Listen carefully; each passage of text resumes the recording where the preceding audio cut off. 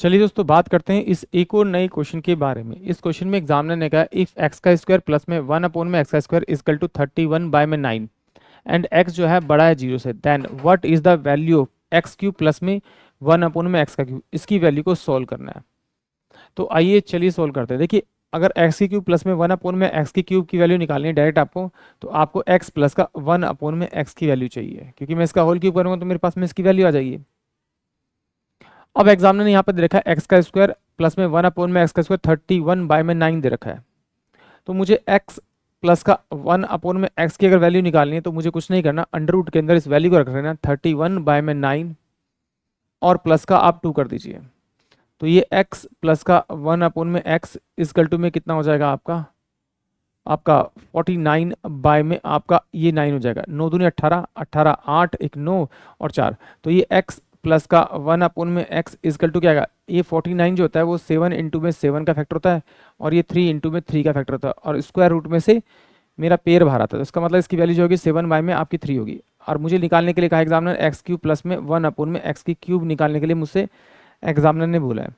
तो इसका मतलब है इसका डायरेक्ट मैं क्यूब कर दूंगा तो मेरे पास जो वैल्यू आएगी वो आएगी 343/27 इसकी।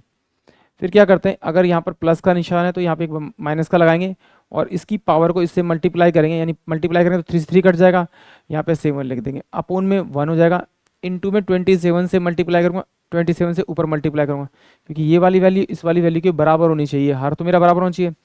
तो इसको मल्टीप्लाई करूँगा तो 343 माइनस का 7 7 49 और ये जाएगा आपका 7 दूनी 14 4 18 अपोन में 27। इन दोनों का डिफरेंस करूंगा तो मेरे पास आएगा 154 अपोन में 27।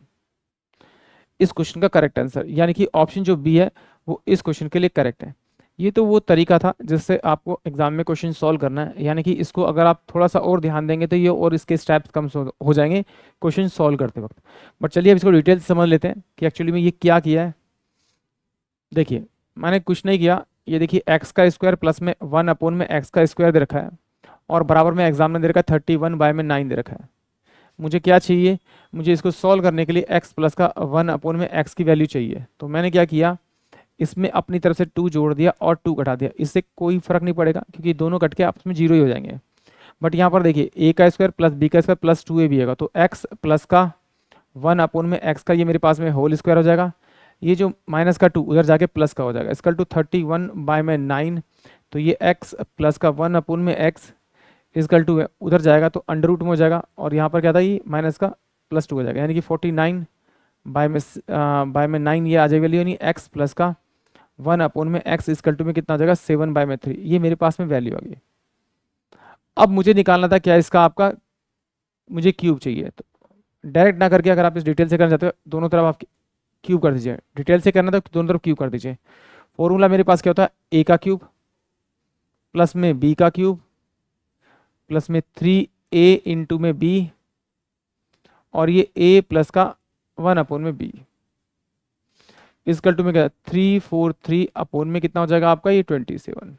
अब देखिए इससे तो मेरा ये वैल्यू कट जाएगी आपकी, और ये x प्लस का 1/x की वैल्यू मुझे दे रखी थी, तो मैं डायरेक्ट इसकी जगह 7 में यहाँ पे 3 रखता हूँ।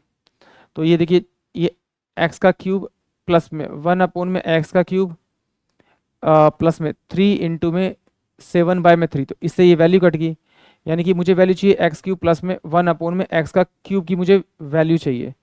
तो मैं उस वाली वैल्यू को उधर भेज दूंगा, तो 343/27 और ये माइनस का कितना हो जाएगा आपका 7। तो x का क्यूब प्लस में 1/x का क्यूब इसकल टू कितना होगा, ये नीचे 1 है तो 27 से मुझे नीचे मल्टीप्लाई करना पड़ेगा, 27 से ऊपर मल्टीप्लाई करना पड़ेगा, तो 154/27 इस क्वेश्चन का करेक्ट आंसर आएगा, यानी कि ऑप्शन बी इस क्वेश्चन का करेक्ट होगा। आप चाहिए तो इस तरीके से कीजिए, नहीं तो आपको शॉर्ट करने का तरीका मैंने बता ही दिया है। आई होप आप सभी को क्वेश्चन समझ में आया होगा।